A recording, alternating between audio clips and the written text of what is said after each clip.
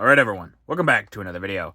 Last time we left off with justice catches up with Italian fascists. There's an execution going on right here, so I can't show that to you.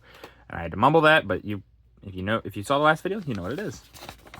We're now on to Fallen by the Wayside. September 1944. Shot down in retreat. As the Germans retreated pell-mell through Belgium, they paid a heavy toll in casualties. These Nazis were caught in the open by Allied machine gunners near Mons, Belgium.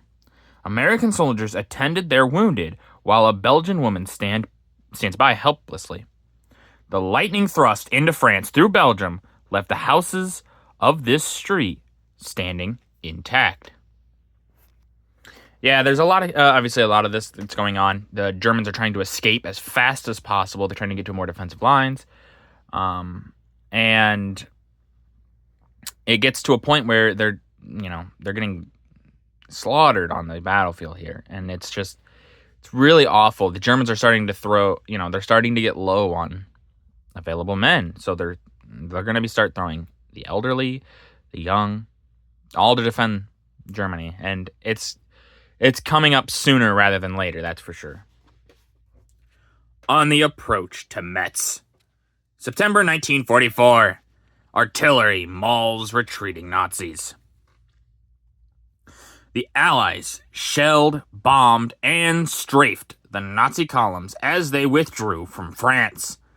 An Allied armored column overtakes a shattered German column, which was caught by Allied artillery fire near Nancy. Below, two GIs pass through wreckage of an ammunition dump destroyed by retreating Nazis near Metz. So we can see, obviously, like they're saying in the top here, you can see Allied armor, things like that, moving up, and there's a whole baggage train, basically. Not train, but you know what I mean.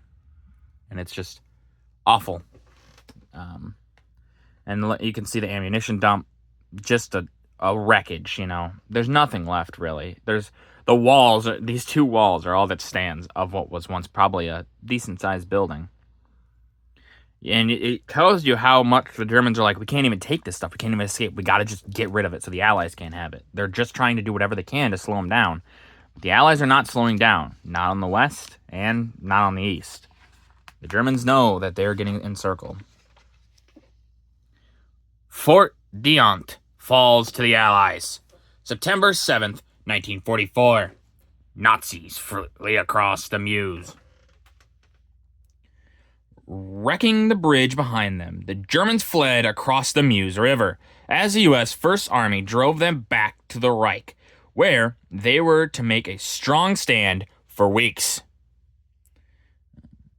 But at Diant, Belgium, neither this destroyed bridge nor the fort could stop the Yanks. Look at this. It's one of those the bridge is destroyed, and this is a decent fort, but it's not, like they said, it's not going to stop them. The army's going to push through. They're going to push and push and push. It's just, at this point, it's gradual movement and sometimes, but it's always movement. There's not, big stops. It's just not happening. Even the Siegfried line, which they thought, which we'll get to eventually in the book, I'm sure, but which the Germans thought, it's going to stop the Allies. Well, it doesn't. It doesn't stop the Allies. The Allies catch up to the Germans, and they're not stopped. The Allies enter Liège. September 8th, 1944. Two kinds of welcome. As the Allies rolled into Liège, Belgium, they were harassed by Nazi snipers above. But the Belgian populace welcomed the army warmly. Oh, the liberators warmly, my bad. Below. The tank in the picture above is firing at German snipers, while the infantry hug the building for cover, right there. Note the small Belgian lad standing at the building on the right. Right here, guy that they're talking about. And yeah, you can see the infantry, they're hugging the sides, the tanks moving up. They're using that as cover for the sniper, so they can figure out the positioning on the sniper and then fire back. Obviously very effective. And yeah, these soldiers are probably much happier to get this welcome than these ones.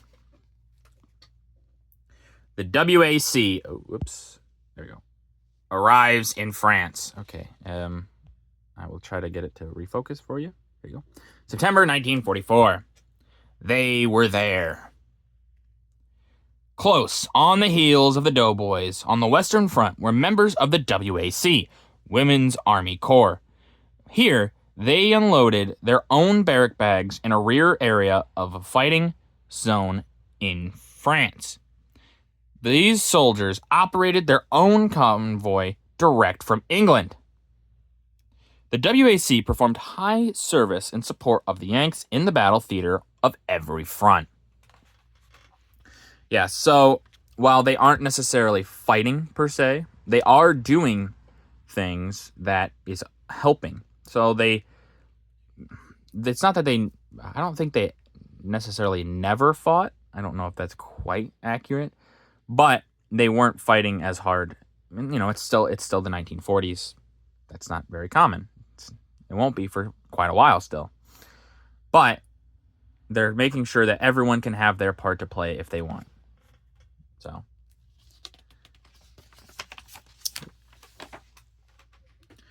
turmoil in Lyon. September 1944. Nazi sympathizers are rounded up. Following the entry of the American 7th Army into Lyon on September 5th, the French forces of the interior lost no time in rounding up collaborators. Some of the women have already had their hair clipped, the treatment accorded to traitors, and without shoes or stockings. And are without shoes or stockings. Below, French troops and civilians ducked machine gun bullets of Nazi sympathizers. So yeah, there's not going to be every place. There's going to be some places where people really, they subscribe to the Nazi position. And so they're going to fight against these people who, we would call liberators, but to them they would call oppressors. They were liberated under the Germans, they would say, or something like that. So, and some of these people, it depends really what their collaboration really was. Did they give soldiers food or things like that so that they didn't get attacked? Is that collaborating with them? Kind of, but does it deserve the same treatment as someone like down here who is shooting a machine gun at them? No, probably not. Hitting Brest from the air. September 1944. A stubborn target.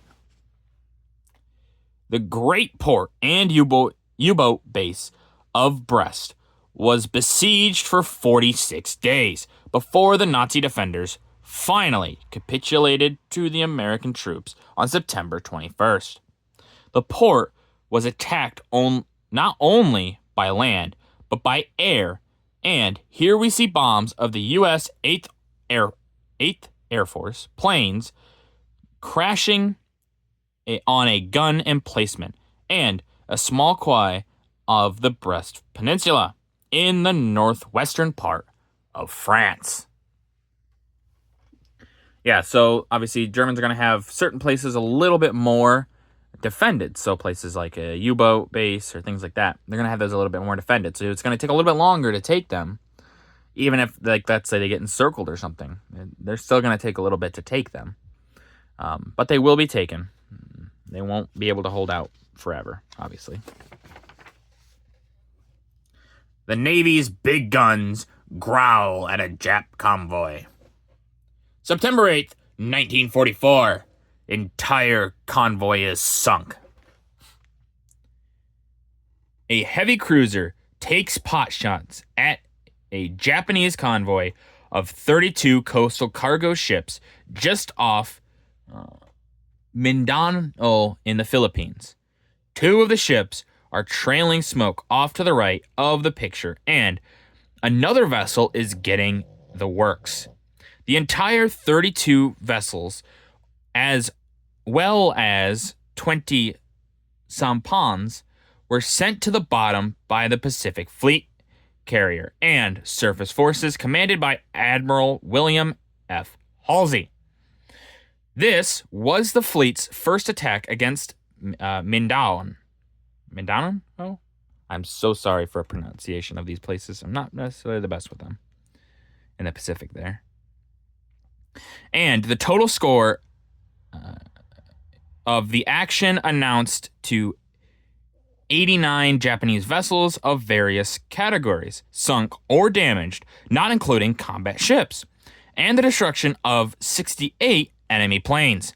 In addition, 5 airfields and 3 ports were raked with destruction from the air. The damage to the Japanese merchant fleet was the most considerable of the war, and was accomplished at no cost to our surface fleet, and with only very light losses to our aircraft. So yeah, the Japanese, it's once again, it's just showing more of they can't fight. They can't continue this fight. Even at this point, it's a lost cause. Now, they wouldn't see it that way. And many of the Chinese would think, oh, well, they're still hitting us very hard. And that is true. The Chinese are still being hit very hard. The Japanese are still making progress somewhat in China. However, with the Pacific Fleet and the Marines and the Army, taking these islands and all that, the Japanese are slowly being strangled out of their position.